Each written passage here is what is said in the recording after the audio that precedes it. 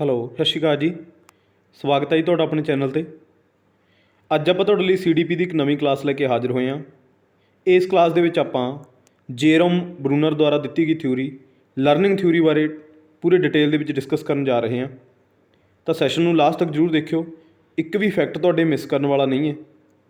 ਇਸ ਤੋਂ ਪਹਿਲਾਂ ਵੀ ਆਪਣੇ CDP ਦੇ ਕਈ ਸੈਸ਼ਨ ਆਲਰੇਡੀ ਅਪਲੋਡ ਹੋ ਚੁੱਕੇ ਨੇ, ਜਿਹੜੇ ਕਿ ਤੁਹਾਡੇ ਸਿਲੇਬਸ ਦੇ ਅਕੋਰਡਿੰਗ ਨੇ, ਜਿਨ੍ਹਾਂ ਦੇ ਵਿੱਚ ਆਪਾਂ CDP ਦੇ ਮੋਸਟ ਇੰਪੋਰਟੈਂਟ ਟੌਪਿਕ ਡਿਸਕਸ ਕੀਤੇ ਨੇ। ਜੇਕਰ ਤੁਸੀਂ ਉਹ ਦੇਖਣਾ ਚਾਹੁੰਦੇ ਹੋ ਤਾਂ ਮੈਂ ਉਹਨਾਂ ਦਾ ਲਿੰਕ ਇਸ ਵੀਡੀਓ ਦੇ ਡਿਸਕ੍ਰਿਪਸ਼ਨ ਦੇ ਵਿੱਚ ਪਾ ਦੇਣਾ, ਤੁਸੀਂ ਜਾ ਕੇ ਦੇਖ ਲੈਣਾ। ਅਦਰਵਾਈਜ਼ ਤੁਸੀਂ ਆਪਣੇ ਚੈਨਲ 'ਤੇ ਵਿਜ਼ਿਟ ਕਰੋ, ਪਲੇਲਿਸਟ ਦੇ ਵਿੱਚ ਜਾਓ, ਉੱਥੇ ਤੁਹਾਨੂੰ ਆਲ ਸਬਜੈਕਟਸ ਦੀਆਂ ਵੀਡੀਓਜ਼ ਸੀਰੀਜ਼ ਵਾਈਜ਼ ਲੱਗੀਆਂ ਮਿਲ ਜਾਣਗੀਆਂ, ਜਾ ਕੇ ਦੇਖ ਸਕਦੇ ਹੋ ਅਤੇ ਆਪਣੀ ਤਿਆਰੀ ਵਧੀਆ ਤਰੀਕੇ ਨਾਲ ਕਰ ਸਕਦੇ ਹੋ। ਜੇਕਰ ਤੁਸੀਂ ਇਹ ਚਾਹੁੰਦੇ ਹੋ ਕਿ ਮੇਰੀਆਂ ਵੀਡੀਓਜ਼ ਤੁਹਾਡੇ ਤੱਕ ਪਹੁੰਚਦੇ ਨੇ ਤਾਂ ਚੈਨਲ ਨੂੰ ਸਬਸਕ੍ਰਾਈਬ ਕਰ ਲਿਓ, ਬੈਲ ਆਈਕਨ 'ਤੇ ਪ੍ਰੈਸ ਕਰ ਲਿਓ, ਤਾਂ ਕਿ ਆਉਣ ਵਾਲੀਆਂ ਵੀਡੀਓਜ਼ ਦੇ ਨੋਟੀਫਿਕੇਸ਼ਨ ਤੁਹਾਡੇ ਤੱਕ ਪਹੁੰਚਦੇ ਰਹਿਣ ਅਤੇ ਤੁਹਾਡੀ ਤਿਆਰੀ ਵਧੀਆ ਤਰੀਕੇ ਨਾਲ ਚੱਲਦੀ ਰਹੇ। ਅੱਜ ਦੇ ਸੈਸ਼ਨ ਦੇ ਵਿੱਚ ਆਪਾਂ ਜੇਰੋਮ ਬਰੂਨਰ ਦੁਆਰਾ ਦਿੱਤੀ ਗਈ ਲਰਨਿੰਗ ਥਿਊਰੀ ਬਾਰੇ ਡਿਸਕਸ ਕਰਨ ਜਾ ਰਹੇ ਹਾਂ। ਤਾਂ ਸੈਸ਼ਨ ਨੂੰ ਐਂਡ ਤੱਕ ਜ਼ਰੂਰ ਦੇਖਿਓ, ਕਿਉਂਕਿ ਇਹਨਾਂ ਦੇ ਵਿੱਚੋਂ ਕੋਈ ਵੀ ਕੁਐਸਚਨ ਤੁਹਾਨੂੰ ਡਾਇਰੈਕਟ ਪੇਪਰ ਦੇ ਵਿੱਚ ਦੇਖਣ ਨੂੰ ਮਿਲ ਸਕਦਾ ਹੈ। ਤਾਂ ਸਟਾਰਟ ਕਰਦੇ ਹਾਂ ਆਪਣਾ ਅੱਜ ਦਾ ਸੈਸ਼ਨ ਅੱਜ ਦੀ ਪਹਿਲੀ ਸਲਾਈਡ ਦੇ ਨਾਲ।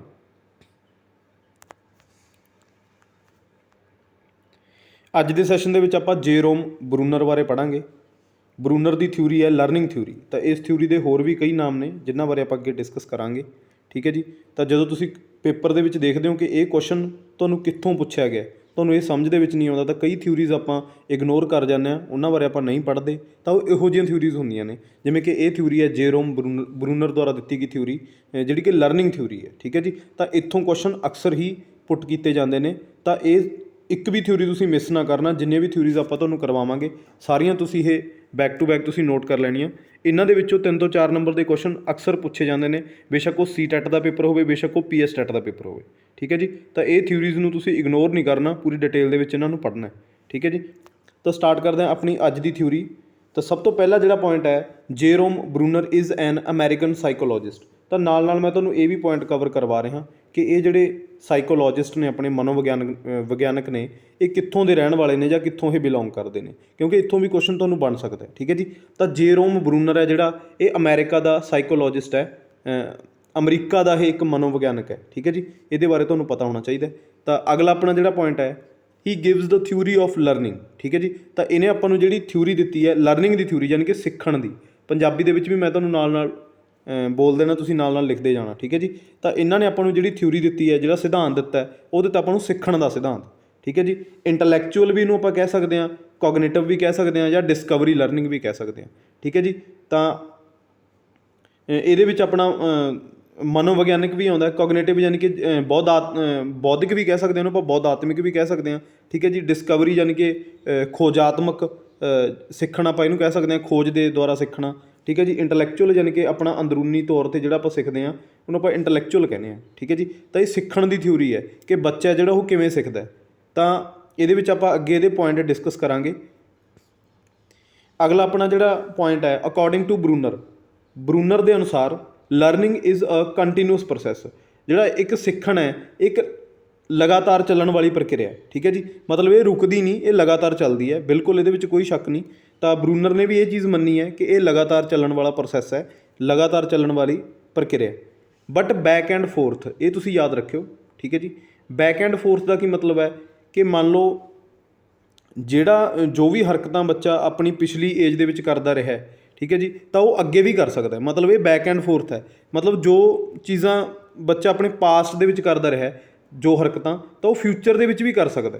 ਠੀਕ ਹੈ ਜੀ। ਉਹ ਛੱਡ ਨਹੀਂ ਸਕਦਾ, ਤਾਂ ਉਹ ਬੈਕ ਵੱਲ ਵੀ ਆ ਸਕਦਾ। ਮਤਲਬ ਆਪਣੇ ਪਾਸਟ ਵਾਲੀਆਂ ਹਰਕਤਾਂ ਉਹ ਦੁਬਾਰਾ ਦੁਹਰਾ ਸਕਦਾ। ਤਾਂ ਇਹਨੂੰ ਬੈਕ ਐਂਡ ਫੋਰਥ ਕਹਿੰਦੇ ਨੇ। ਇਹ ਨਹੀਂ ਕਿ ਬੱਚਾ ਜੇ ਅੱਗੇ ਚੱਲ ਰਿਹਾ ਤਾਂ ਉਹ ਪਿਛਲੀਆਂ ਆਦਤਾਂ ਨੂੰ ਛੱਡਦਾ ਜਾਊਗਾ, ਇਹ ਨਹੀਂ ਆਪਾਂ ਇਹਦੇ ਵਿੱਚ ਕਹਿ ਸਕਦੇ। ਤਾਂ ਇਹ ਬੈਕ ਐਂਡ ਫੋਰਥ ਪ੍ਰਕਿਰਿਆ। ਬੈਕ ਐਂਡ ਫੋਰਥ ਦਾ ਮਤਲਬ ਹੈ ਕਿ ਜੋ ਚੀਜ਼ਾਂ ਉਹ ਪਾਸਟ ਦੇ ਵਿੱਚ ਉਹਨੇ ਆਪਣੇ ਅੰਦਰ ਸਮਾਈਆਂ ਨੇ, ਤਾਂ ਉਹ ਅੱਗੇ ਫਿਊਚਰ ਦੇ ਵਿੱਚ ਵੀ ਉਹਨੂੰ ਐਪਲੀਕੇਬਲ ਕਰ ਸਕਦਾ।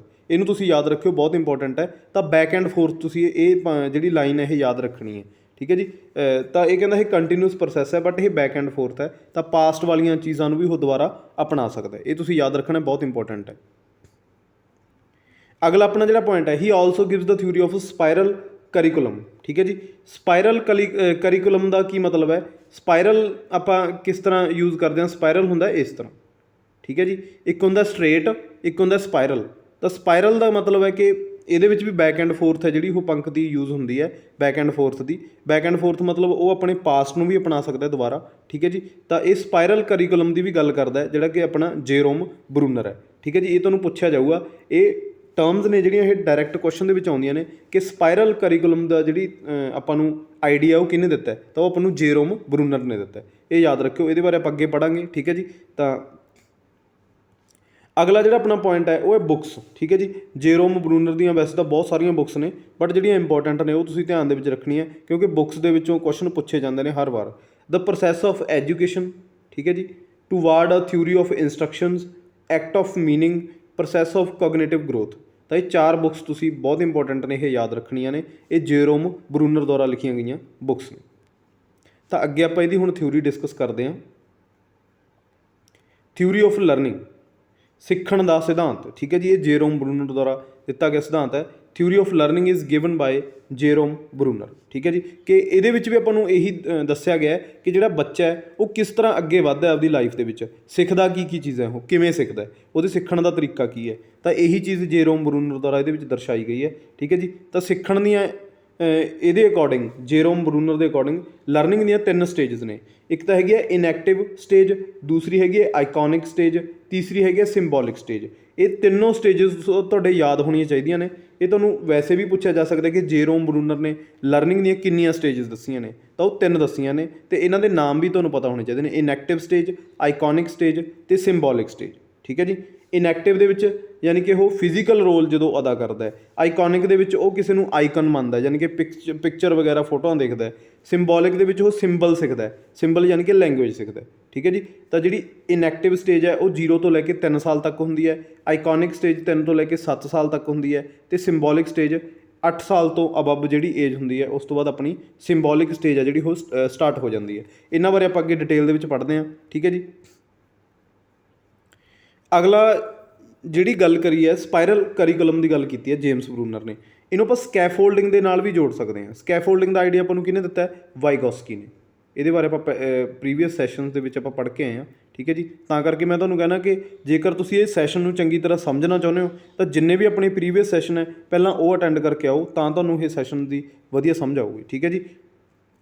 ਤਾਂ ਵਾਈਗੋਸਕੀ ਨੇ ਆਪਾਂ ਨੂੰ ਸਕੈਫੋਲਡਿੰਗ ਦਾ ਜਿਹੜਾ ਆਈਡੀਆ ਦਿੱਤਾ ਹੈ। ਸਕੈਫੋਲਡਿੰਗ ਕੀ ਹੈ? Temporary help.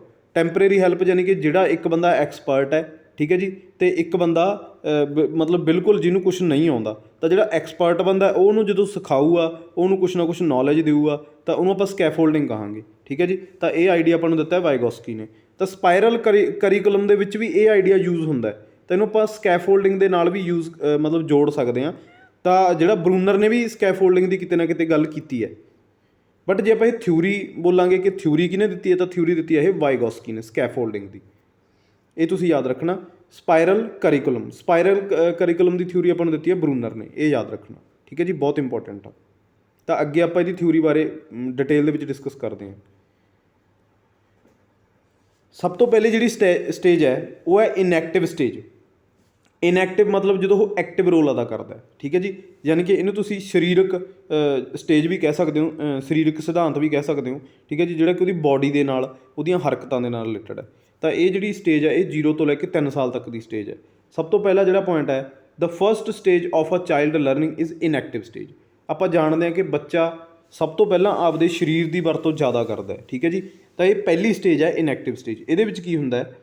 In this stage the child start from concrete physically or materialistic things, ਠੀਕ ਹੈ ਜੀ।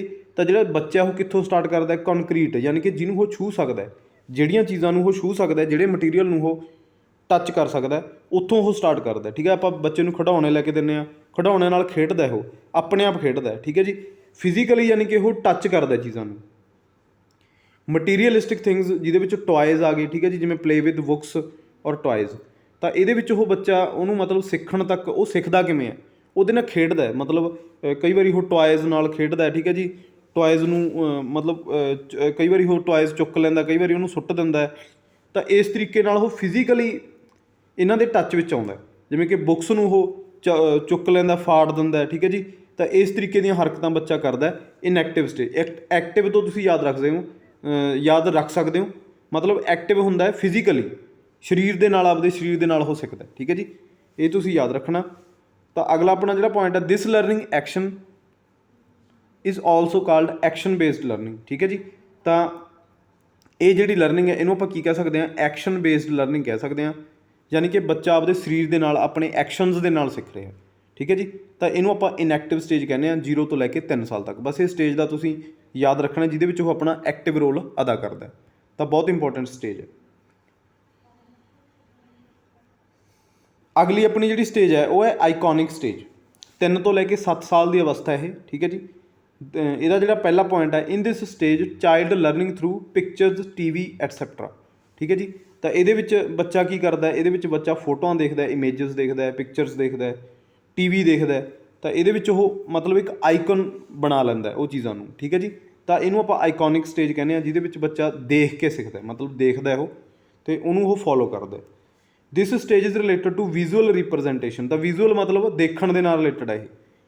ਪਹਿਲੀ ਸਟੇਜ ਦੇ ਵਿੱਚ ਕੀ ਹੈ, ਇਨਐਕਟਿਵ ਦੇ ਵਿੱਚ ਉਹ ਬੱਚਾ ਫਿਜ਼ੀਕਲੀ ਚੀਜ਼ਾਂ ਦੇ ਟੱਚ ਦੇ ਵਿੱਚ ਆਉਂਦਾ, ਫਿਜ਼ੀਕਲੀ ਮਤਲਬ ਆਪਣੀਆਂ ਹਰਕਤਾਂ ਕਰਦਾ। ਦੂਸਰੇ ਵਿੱਚ ਉਹ ਦੇਖਦਾ। ਠੀਕ ਹੈ ਜੀ, ਦੇਖ ਕੇ ਸਿੱਖਦਾ, ਮਤਲਬ ਦੇਖਦਾ ਉਹ ਪਿਕਚਰਸ ਦੇਖਦਾ, ਫੋਟੋਆਂ ਦੇਖਦਾ, TV ਦੇਖਦਾ। ਤਾਂ ਇਹ ਤੁਸੀਂ ਯਾਦ ਰੱਖਣਾ, ਇਹਨੂੰ ਆਈਕੋਨਿਕ ਸਟੇਜ ਕਹਿੰਦੇ ਨੇ। ਤਾਂ ਬਹੁਤ ਇੰਪੋਰਟੈਂਟ ਸਟੇਜ ਹੈ ਇਹ। ਤੀਸਰੀ ਜਿਹੜੀ ਆਪਣੀ ਸਟੇਜ ਹੈ ਉਹ ਹੈ ਸਿੰਬੋਲਿਕ ਸਟੇਜ। ਸਿੰਬੋਲਿਕ ਯਾਨੀ ਕਿ ਸਿੰਬਲ ਯਾਨੀ ਕਿ ਭਾਸ਼ਾ, ਲੈਂਗੁਏਜ। ਠੀਕ ਹੈ ਜੀ, ਜਿਹੜੀ ਆਪਣੀ ਲੈਂਗੁਏਜ ਡਿਵੈਲਪ ਹੁੰਦੀ ਹੈ ਉਹ ਇੱਥੇ ਡਿਵੈਲਪਮੈਂਟ ਹੁੰਦੀ ਹੈ। ਇਹ ਤੁਸੀਂ ਯਾਦ ਰੱਖਣਾ। ਸਿੰਬੋਲਿਕ ਹੁੰਦੇ ਚਿੰਨ੍ਹ, ਸਿੰਬਲ ਹੁੰਦੇ ਆ ਚਿੰਨ੍ਹ। ਠੀਕ ਹੈ ਜੀ, ਤਾਂ ਇਹਨੂੰ ਆਪਾਂ ਚਿੰਨ੍ਹ ਕਹਿ ਸਕਦੇ ਹਾਂ। ਚਿੰਨ੍ਹ ਦੇ ਨਾਲ ਮਤਲਬ ਉਹ ਜਿਹੜੀਆਂ ਚੀਜ਼ਾਂ ਲੈਂਗੁਏਜ ਸਿੱਖਦਾ ਹੈ। ਠੀਕ ਹੈ ਜੀ, ਇੱਕ ਸਿੰਬਲ ਯਾਨੀ ਕਿ ਜਿਵੇਂ ਕਿ ਆਪਾਂ ਕਾਊਂਟਿੰਗ ਦੇ ਵਿੱਚ ਦੇਖ ਲੈਂਦੇ ਹਾਂ 1 2 3। ਠੀਕ ਹੈ ਜੀ, ABCD, ਤਾਂ ਇਹ ਸਾਰੇ ਸਿੰਬਲਸ ਦੇ ਵਿੱਚ ਆਉਂਦੇ ਨੇ। ਤਾਂ 8 ਈਅਰ ਅਬਵ ਜਦੋਂ ਉਹ ਹੁੰਦਾ ਹੈਗਾ ਤਾਂ ਇਹ ਸਟੇਜ ਉਸ ਟਾਈਮ 'ਤੇ ਆਉਂਦੀ ਹੈ। In this stage child learn through symbols. ਠੀਕ ਹੈ ਜੀ, ਤਾਂ ਸਭ ਤੋਂ ਪਹਿਲਾ ਜਿਹੜਾ ਪੁਆਇੰਟ ਹੈ, language of child is developed. ਤਾਂ ਜਿਹੜੀ ਲੈਂਗੁਏਜ, ਜਿਹੜੀ ਭਾਸ਼ਾ ਡਿਵੈਲਪ ਹੁੰਦੀ ਹੈ, ਤਾਂ ਉਹ ਇੱਥੇ ਡਿਵੈਲਪਮੈਂਟ ਹੁੰਦੀ ਹੈ ਵਧੀਆ ਤਰੀਕੇ ਨਾਲ।